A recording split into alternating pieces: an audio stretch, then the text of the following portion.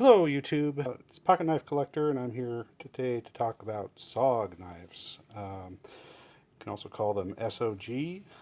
SOG is perfectly acceptable and that's how I'll be referring to the company and brand in this video.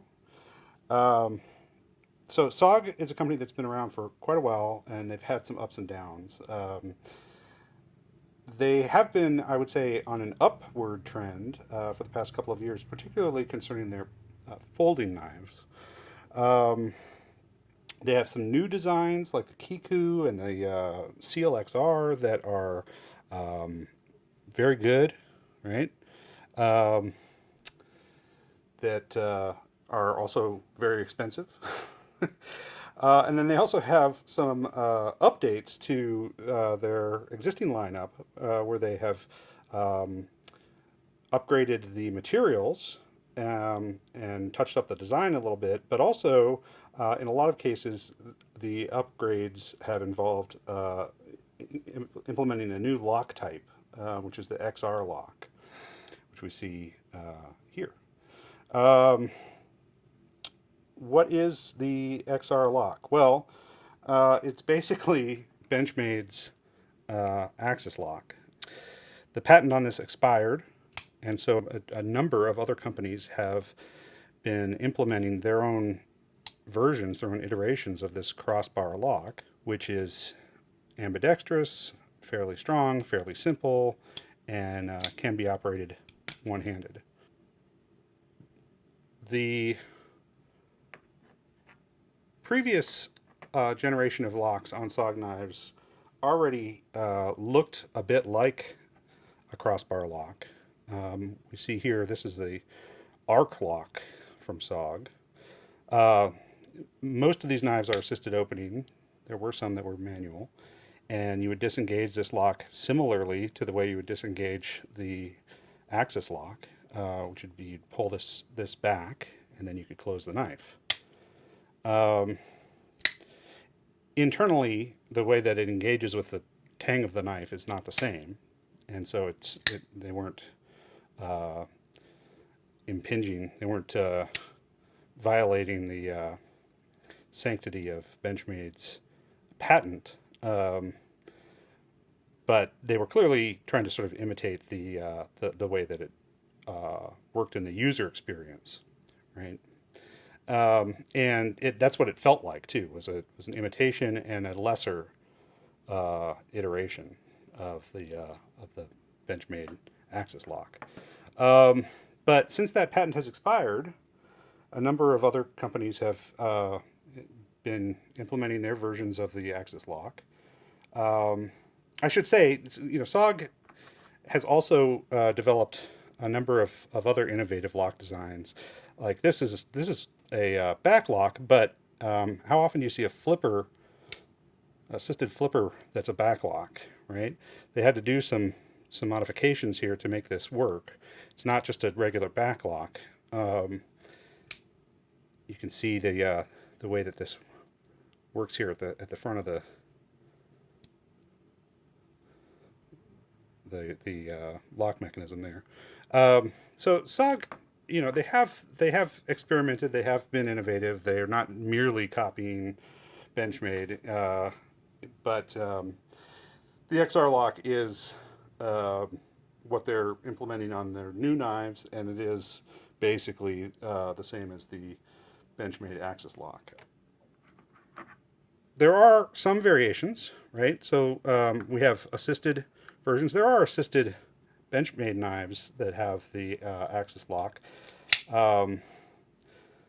So that's not a completely new thing. But it's more common that you see Benchmade knives with manual operation with the axis lock.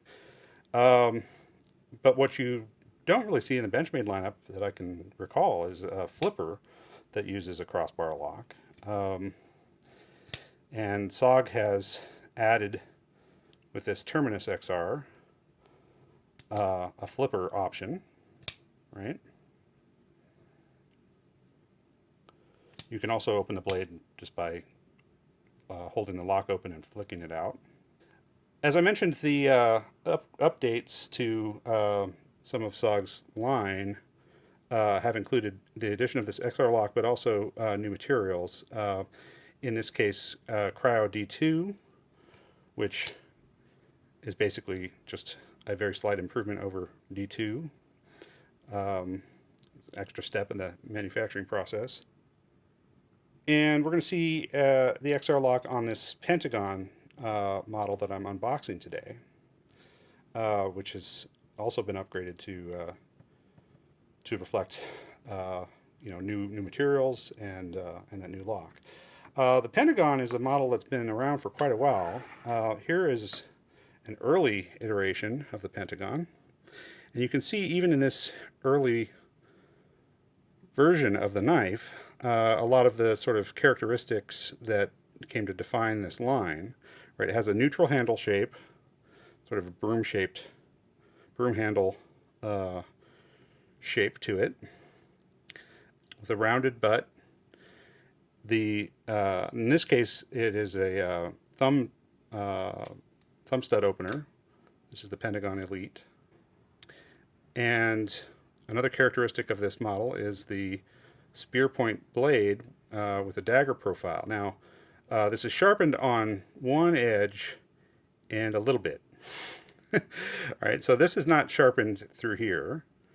And so when this thing is closed, and this operates with a liner lock, but when this is closed, you're not in danger of cutting yourself on a sharpened edge there, because it's not sharpened. When it's open, you're not violating laws that exist in some jurisdictions but not others that prohibit dagger blade or double-edged blade. Now, the fact that a tiny bit of the tip is sharpened may or may not be a complicating factor in those laws, right? That kind of depends on what the specific language of the law is, and also what the perception is of the law enforcement officer you're dealing with. So, as others have pointed out, the fact that this thing has a little bit of sharpened edge could be a problem for some people in some locations. So you might want to check your local laws before you get into carrying this knife and see if it's going to get you into trouble. This particular one was made in Seki City, Japan, right, which is where some of SOG's manufacturing was for a while. The later knives are mostly Taiwan production, I believe. We're seeing that in this Pentagon, I believe, is also made in Taiwan. Does it say? Yeah, designed in Seattle, made in Taiwan. I can't get it under the... That's what it says right there. I can't quite stand this box up to make that readable. But let's go ahead and open this up.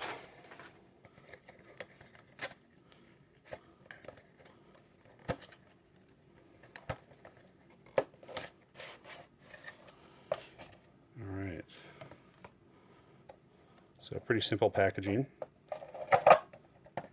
Does have a little helicopter in the background there. It says product info is down here. So let's see. Oh yeah, okay. So this thing turns over and it has information about the repositioning the clip and about how to operate the knife, right? So if we look at the original Pentagon and the new XR version, actually I'm not sure if this is the original Pentagon, but it is an early Pentagon model. You can see they share a lot in common. They have that spear point, right, and a dagger grind. They have a neutral handle. They have some jimping in some of the same places, right? Whereas this comes to a ridge, this one has a groove, a little bit different geometry, especially at the very tip. The very tip of this one, it changes angle, whereas this one does not. We do still have that little bit of sharpened edge on the unsharpened side of the blade, the spine side of the blade. Instead of a nylon material, now we've got G10, kind of a medium texture G10. This particular one, it doesn't say what the blade steel is. I have the Pent Arc, which is the arc lock version of the Pentagon, and that is in VG10 steel, which is decent stuff, but definitely making a big jump up here to CTS XHP. Now it's cryo CTS XHP.